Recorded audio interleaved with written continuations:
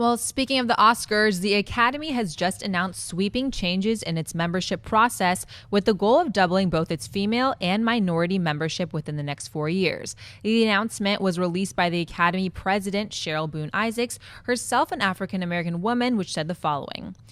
Beginning later this year, each new member's voting status will last 10 years and will be renewed if that new member has been active in motion pictures during that decade. In addition, members will receive lifetime voting rights after 3 10-year terms or if they have won or been nominated for an Academy Award. We will apply these same standards retroactively to current members. In other words, if a current member has not been active in the last 10 years, they can still qualify by meeting the other criteria. Those who do not qualify for active status will be moved to the emeritus status. Emeritus members do not pay dues but enjoy all the privileges of membership except voting. This will not affect voting for this year's Oscars. At the same time, the Academy will supplement the traditional process in which current members sponsor new members by launching an ambitious global campaign to identify and recruit qualified new members who represent greater diversity. In order to immediately increase diversity on the Board of Governors, the Academy will establish 3 new governor seats that will be nominated by the president for 3-year terms and confirmed by the board. Schnett, buy or sell these new changes being implemented by the Academy? I buy them. Like in our pre-production meeting, I just threw it out and was like, hey, let's talk this through. I want to really understand this. And we kind of all talked it through on layman's terms. And how many 18-year-olds will be on the Board of Governors? If it's up to me. Yeah. Hey, nobody's doing a good De Niro impression today, by the way. But we're all trying for you, the home viewer. I think actually my voice with your look. Squeezing? I was squeezing a bunch of oil. Squeezing? This still is no good. Hey, horrible De Niro. This week on Horrible De Niro. Hey, hello. I love Robert. Hey, my Pacino is pretty stinky too. Hey, that's not. Who is that? Hey, the Oscars.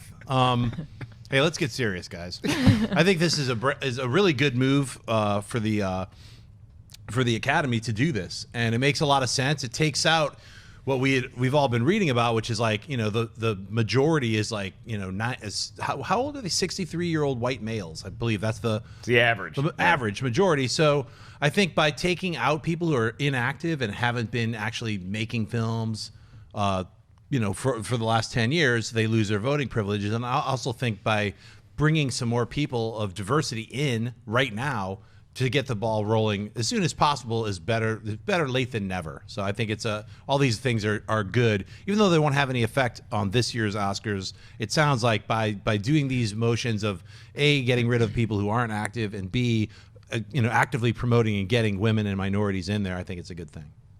I'm very curious as to what that one paragraph was about, where you can recruit new members and it helps promote greater diversity. Exactly how does that process take place? What is the recruitment like? What is the huge international campaign you have to launch? I think this is all very exciting overall. The issue that I have with it is how much change can it actually affect when you're changing the voting board, but if you're not making sweeping changes in how movies get made, then there's still, you have to pick from the same pool of movies that you get every year. Now, maybe something like a deserving movie like Straight Outta Compton or Dope or something that featured minorities prominently might get more recognition this way, but you still have to have more involvement of minorities in making movies in order to make real change when you're talking about voting on those very movies that come out every year. But this is a pretty good place to start, and it was a necessary change for the Oscars to make. I'm surprised it's happening as quickly as it was, because it was just last week on this show we were talking about all these boycotts that might be happening this year. So for the president to step up and say, we're doing these changes and we're doing them effective pretty much immediately or for next year, I think that's pretty impressive. Yeah, I look, I've been on record. I've done this on my personal channel. I've done it here on the show. Look, the Academy Awards this year, the nominees were right.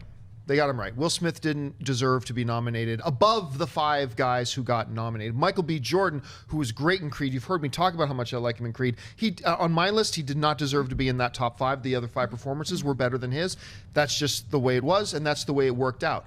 I don't think if all those sweeping changes to the Academy that they're talking about, the Cheryl Isaacs, who is an amazingly smart woman, by the way, all these sweeping changes she's talking about, had that been in place last year, I don't think the nominees list this year would have been any different, because it goes to your point where you're saying exactly, it still would have been the same movies, the same actors, the same people there. This move does not fix Hollywood. And there's an issue in Hollywood. I've gone on record before. I don't think this Oscar's so white. I think that's completely misplaced outrage. I think the real issue here is the larger machine of Hollywood, which you're talking about. Look, because here's the problem. I think that these changes are awesome. The Academy Awards, especially since, movies, and one of the greatest things about movies is that they have universal appeal. Somebody in Venezuela can be watching the same movie I'm watching today, is the same movie that somebody in China is watching. I mean, that's something amazing. Movies can unify people in such a way that nothing else ever can.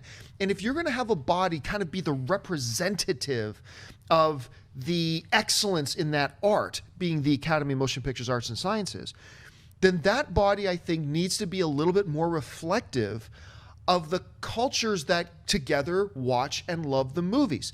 These changes are overdue. These changes are absolutely needed. I love that they're doing this. And I also love that they're not trying to fix it all in one day. Because if you try to fix everything in one day, you end up kind of mucking everything up and just making it worse. They announced very simple play as a start. Within the first 4 years, we're going to double the amount of minorities. We're going to double the amount of women on this board. And I think that was the great plan. But I guarantee you in 2020, once they've doubled the number of minorities and doubled the amount of women on there, they're not stopping.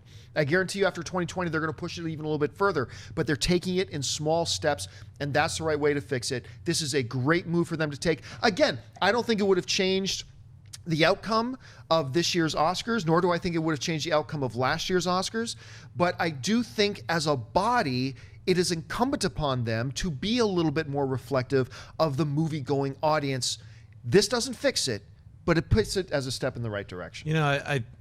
I disagree only because I think when you look at the majority of people being 63-year-old white males, and I'm not 63, I am a white male, but I thought Tom Hardy's performance in The Revenant was great, but I thought Idris Elba's performance in Beasts of No Nation was far superior.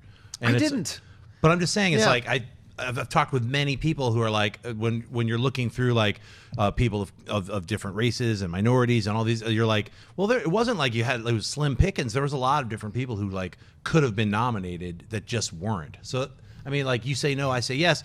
I just think that the getting a more diverse group of people in there who have voting powers, those kinds of things will be, rise to the surface. But you and I both agree, we talked about this before, and you and I both agreed like a long time ago that we always thought that the big problem Beasts of No Nation was going to run into was not an anti-racial diversity thing, it was an anti-Netflix thing. Correct. We always kind of thought it was going to run into problems as far as... No, I agree. I mean, but I was like looking at all the performances, and I definitely think out of all the performances of that last year, Idris was one of the ones that stuck out to me. You also have to see the movies. That's the thing that this is going to do immediately, is because when we were talking about it before, I compared it, as I usually do, to sports. It's like the Masters golf tournament, where you have to play well in the Masters to get invited back to the Masters every year. If you won the Masters in 1975, they'll let you tee off and have an honorary, hey, I'm still alive, I hit a ball 100 yards down. Now let's let the real competitors, the real people who care about winning this tournament play. It's the same thing with the Oscars now, and I think it's a great change. These people, they're going to be younger, they're going to be more